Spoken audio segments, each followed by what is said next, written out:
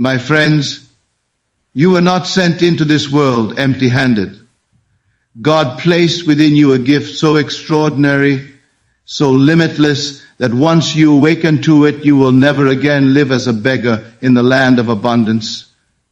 This gift is telepathic in nature. For every thought you hold, every image you dare to believe in, every conversation you rehearse within yourself is silently broadcast into the unseen. And the world, faithful servant that it is, arranges itself to mirror back the very thing you have declared in silence. If you stay with me until the end of this message, you will discover that the power to become a millionaire does not lie in the labor of your hands or the luck of chance. It lies in your ability to command reality through your inner world. For the true battleground of wealth is not the marketplace, but the mind. What you imagine with feeling is not a fleeting dream. It is the seed of destiny waiting to break open. Within you is a treasure so overlooked, so misunderstood, that most live their entire lives unaware they carry the very key to abundance. This treasure is not found in banks, nor in vaults, nor in the hands of powerful men. It is within you, closer than breath, nearer than hands and feet. It is your divine gift of imagination, a power telepathic in its nature, a silent force that communicates with the unseen, commanding all of creation to bow before your assumption. You believe you are thinking idle thoughts, daydreams passing without consequence, yet every thought you persist in is a living seed. Every image you give feeling to is a decree sent forth into the great unseen, and what is sent cannot return void. You are constantly projecting, constantly broadcasting the state you occupy within yourself, and life cannot help but echo back to you the exact measure of what you have believed. Consider this truth. Your imagination is not a private theater of shadows.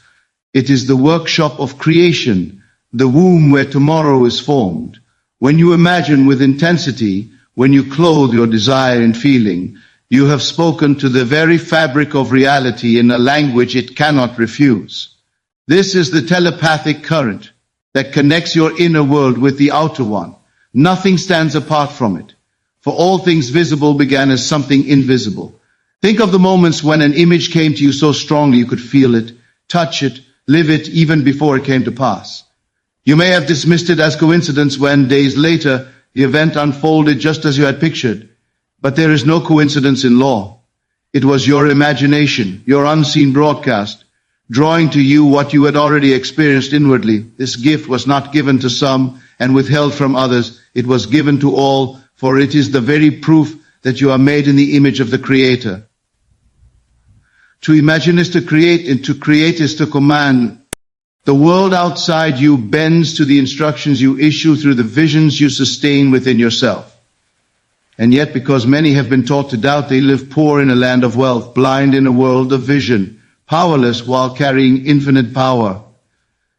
You do not need to struggle with the world.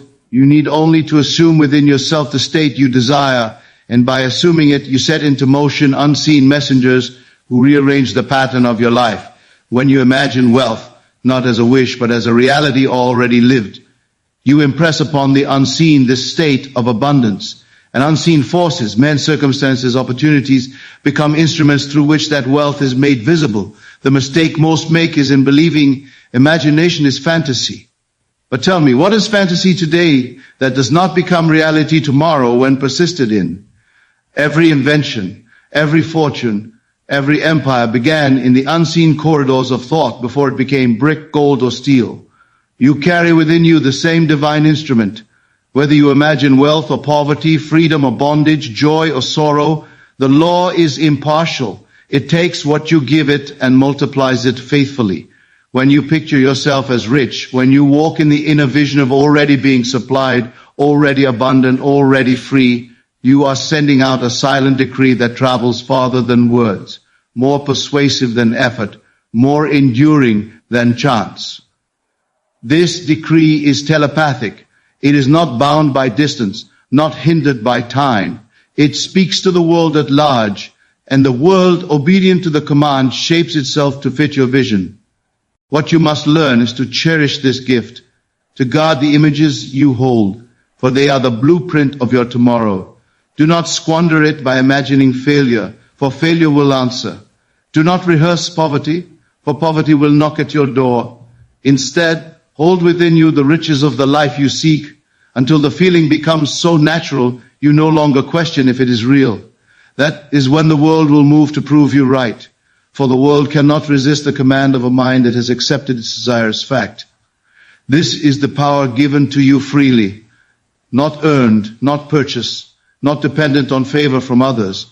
It is yours because you exist, and because you exist, you create, and because you create, you are forever writing the script of your life with the pen of imagination. Wealth is not created in the counting of coins, nor in the sweat of the brow, nor in the restless pursuit of opportunity.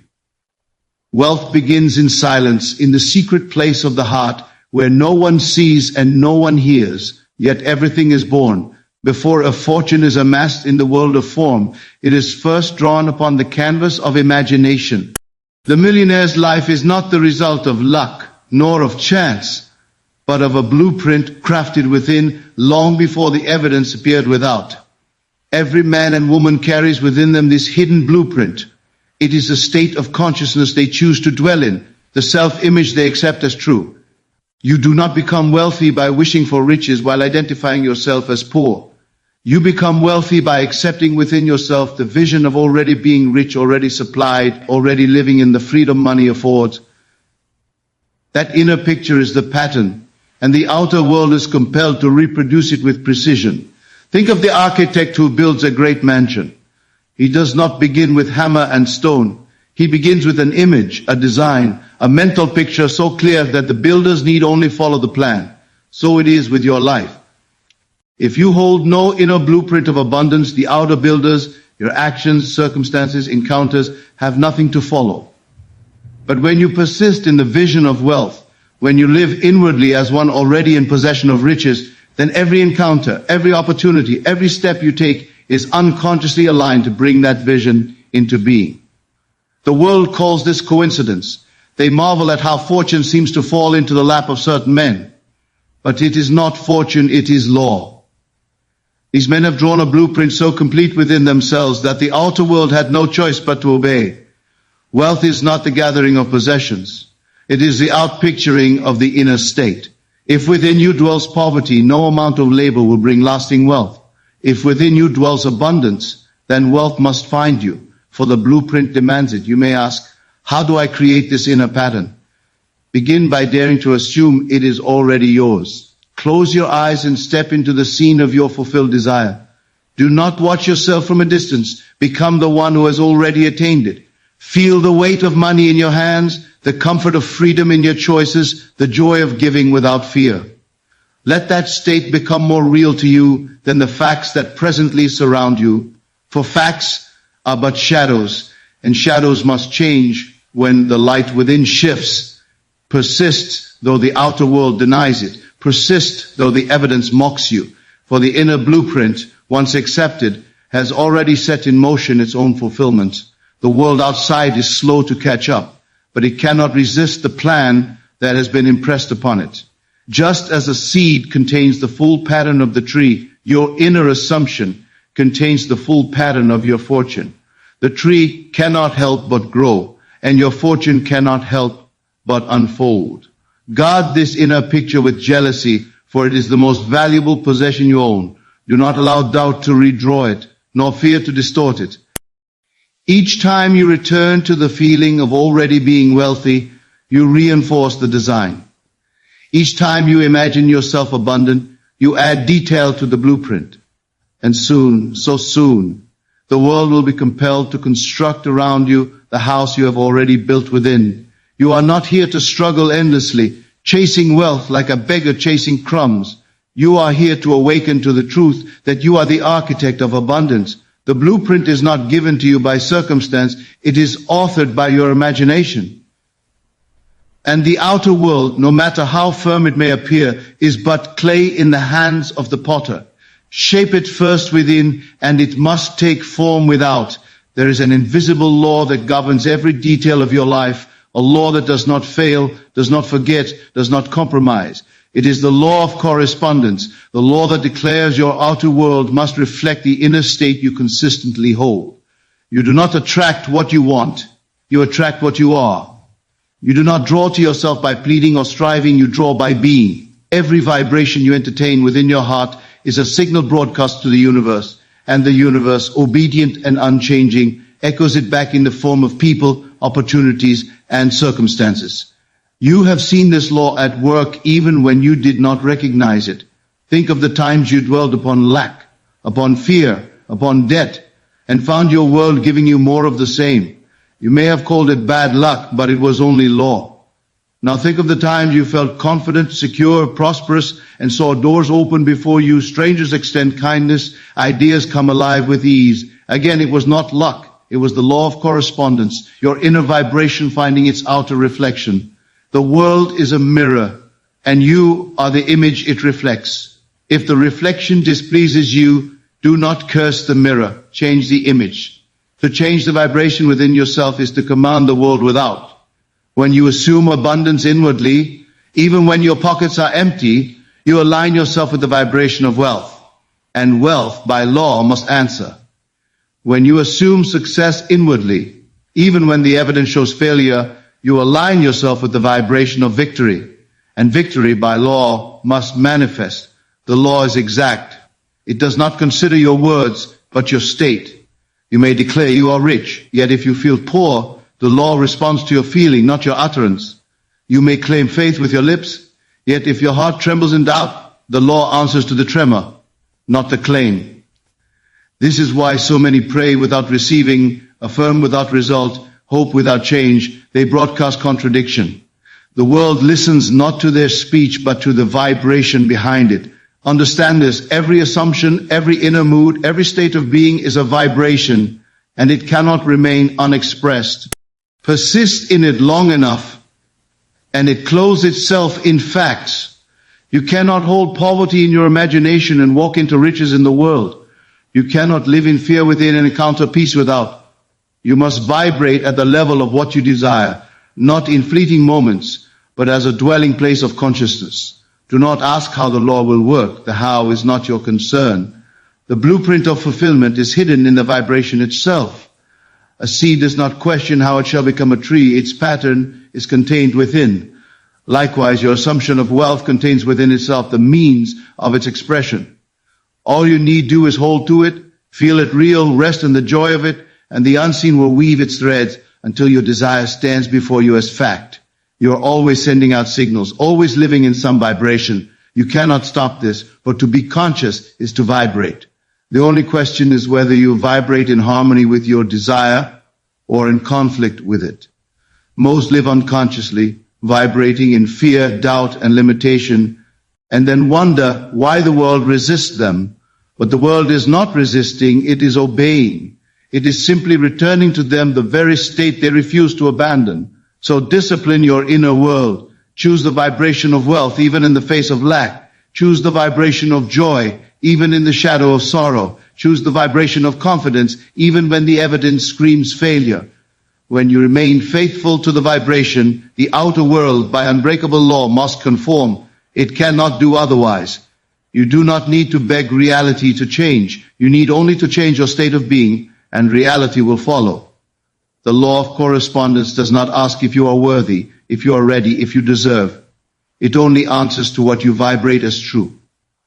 The great mistake of man is in believing that wealth is something he must chase, something distant that will one day come if he works hard enough, if he is lucky enough, if he finds himself at the right place at the right time. Yet the truth is, wealth is not something to be pursued, but something to be assumed. To live in the end is to step into the state of already having, already being, already enjoying the riches you seek, even while the evidence of the senses cries out that it is not yet so. The outer world is only a shadow, and shadows are powerless unless you give them power. To live in the end is to disregard the shadow and embrace the light from which it springs. If you would be rich, then do not live as one striving for money, for the one who strives confesses he lacks. Instead, live as though you already are that which you desire. Feel yourself supplied, secured, abundant. Act not as though it might one day be yours, but as though it is yours already, for the law answers only to the state you occupy. not to the effort you expend. You may ask, how does one live in the end when the outer world denies it? The answer is simple. You dare to assume. You close your eyes to the facts. You close your ears to the voices of doubt. And you walk in imagination as though the wish were fulfilled. You do not wait for the evidence to appear before you believe. You believe, and the evidence must follow. You do not say, when I am wealthy, I will feel abundant. You say, I am abundant now, and wealth, compelled by the law, moves toward you. The beggar mentality forever waits, forever hopes, forever postpones fulfillment. But fulfillment is not a thing of tomorrow. It is a state of now. Living in the end means shifting your consciousness to the place where the desire is already accomplished. You rehearse not the journey, but the arrival. You do not imagine the steps by which wealth may come, for those steps are infinite and unknown. You imagine the end itself, the scene that implies the wish fulfilled. It may be holding the keys of your new home, feeling the weight of a check in your hands, or hearing the words, congratulations, you have more than enough. Once you take the end as your dwelling place, the bridge of incidents will unfold, leading you effortlessly into the fulfillment of your assumption. Do not concern yourself with how it will happen. The end contains the means, just as the seed contains the tree. You are not responsible for the details of its unfolding, only for assuming and sustaining the end. Living in the end requires persistence, for the senses will tempt you to return to the old state of lack. But if you stand firm, if you refuse to let the shadow dictate your faith, the old state will dissolve and the new state will harden into fact. Imagine yourself rich until the feeling becomes natural, until the inner dialogue of poverty dies away, until abundance is the only atmosphere in which your mind can breathe. When this happens, the world cannot help but rearrange itself to reflect your new identity. Many live as seekers, never as possessors. They worship the idea of wealth, but never claim it as their own. They walk as beggars in the land of plenty because they fail to understand this one principle. Reality follows assumption. If you assume poverty, the world must confirm it. If you assume wealth, the world must confirm that too. There is no partiality in law. It mirrors faithfully the state you occupy within yourself. So do not wait for wealth to appear before you live as wealthy. Live it now, feel it now, rejoice in it now. For when you do, you have shifted from the state of lack into the state of abundance, and by the immovable law of being, the state you dwell in must externalize. To live in the end is the secret of all creation, the key that unlocks fortune, the doorway through which riches pour into your life as naturally as the tide returns to the shore.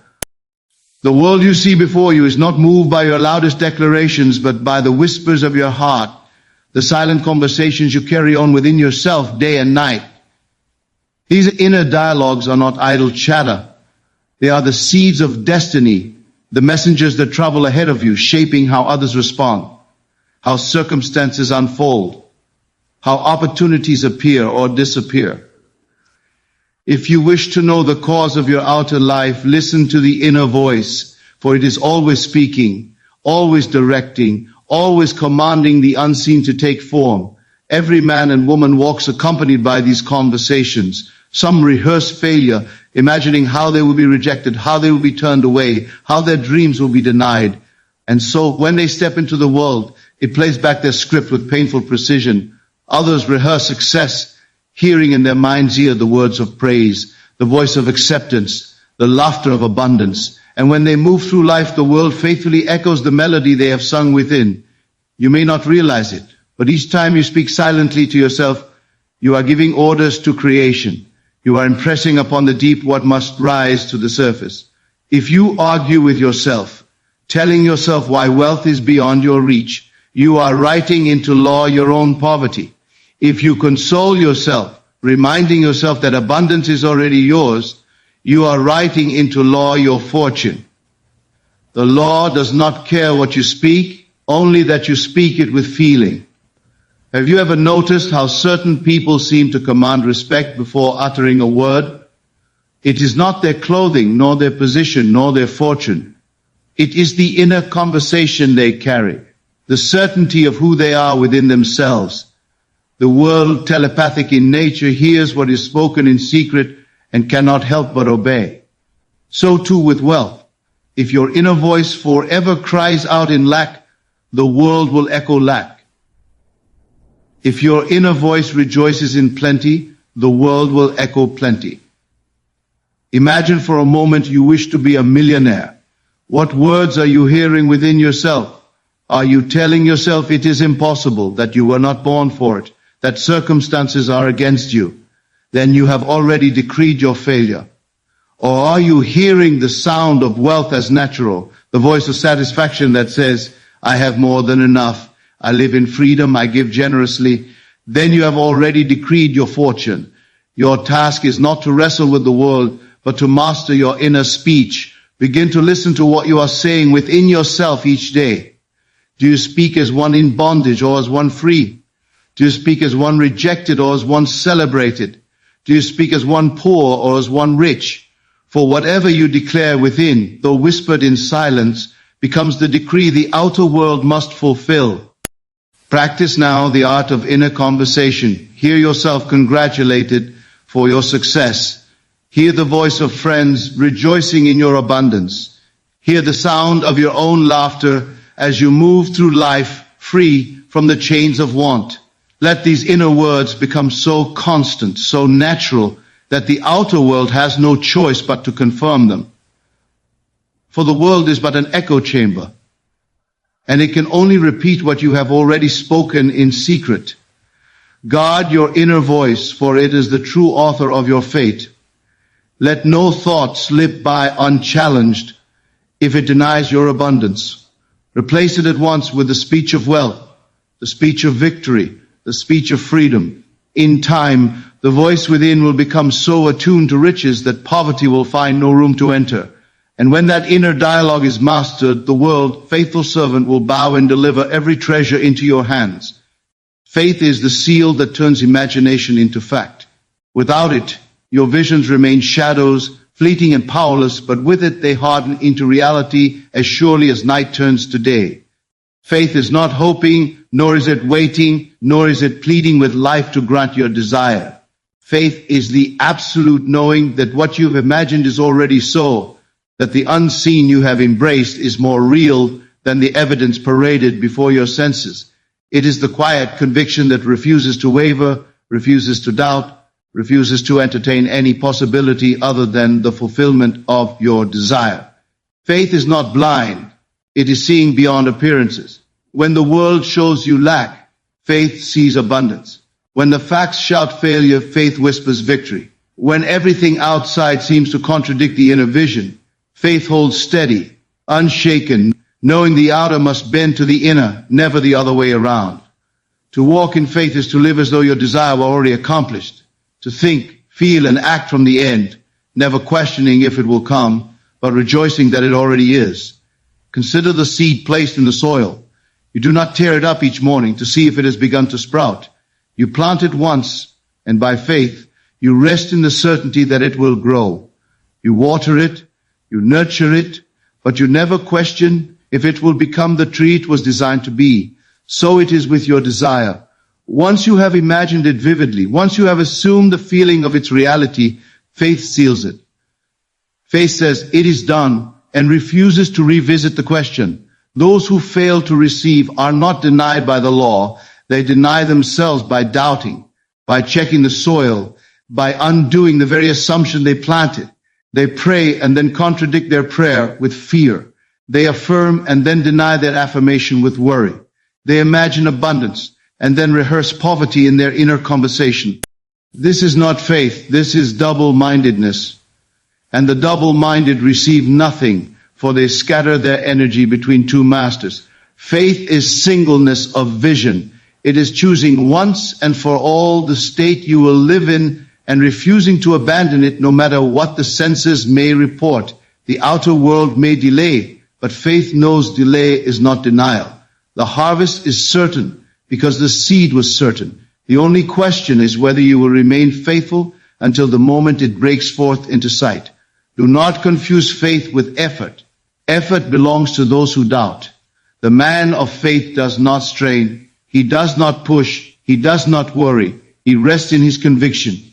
He knows the end has already been achieved in the unseen, and so he walks in calm assurance. To the world he may appear careless, even foolish, but he knows his reality is sealed. His actions are not frantic, but inspired, flowing naturally from the state he has accepted as true. Faith is the substance of things hoped for, the evidence of things not seen. It is the invisible title deed, the guarantee that what is held inwardly must appear outwardly. When you claim wealth in faith, you already own it in the unseen. The world may not yet display the evidence, but faith knows the evidence is bound to appear. The contract has been signed in imagination, and the world has no choice but to deliver its terms. So I ask you, what is it you are sealing with your faith? For faith works both ways. If you believe in failure, failure is sealed. If you believe in lack, lack is sealed. If you believe in limitation, limitation is sealed. The Lord does not discriminate. It fulfills what you accept as true. Your faith is the stamp of finality, the unseen signature that authorizes reality to obey your assumption. Choose then to seal only that which you desire. Walk in the assurance that your wealth, your freedom, your abundance is already accomplished. Let no doubt disturb the conviction, for once faith has spoken, the outcome is settled. You are not waiting for it to come, you are living in it now, and in due season the world will confirm what you have already declared within yourself. You now understand that God has given you a divine telepathic gift, the power of imagination, to shape your world, create wealth, and live in freedom. The millionaire's inner blueprint, the law of vibrational correspondence, the secret of living in the end, the influence of inner conversations, and the seal of faith all point to one eternal truth. Imagination creates reality. When you assume the feeling of wealth fulfilled, when you dwell in the inner conviction of abundance, the outer world must obey and deliver it into your hands. This teaching is not theory but law. It does not fail. It does not discriminate. It only reflects what you choose to believe within yourself. Wealth is not something far away. It is as close as your next thought, your next assumption, your next inner word. Use your telepathic imagination wisely. Refuse to live in lack. Choose today to embody abundance, and the world will unfold in ways beyond your comprehension to prove your assumption true. If you've stayed with me through this journey, you now hold in your hands the keys to transform your financial destiny. Do not delay, do not waver, and do not wait for tomorrow. Begin now. Live in the end, seal it with faith, and let the unseen shape your fortune. Thank you for joining me in this exploration of wealth, imagination, and the divine law of creation. If this message has inspired you, share it with others who are seeking the wisdom of Neville Goddard's teachings and the power of living from the end. Together, we awaken to the truth that abundance is not achieved, it is assumed. Stay faithful, stay steadfast, and remember, the life you desire is already yours.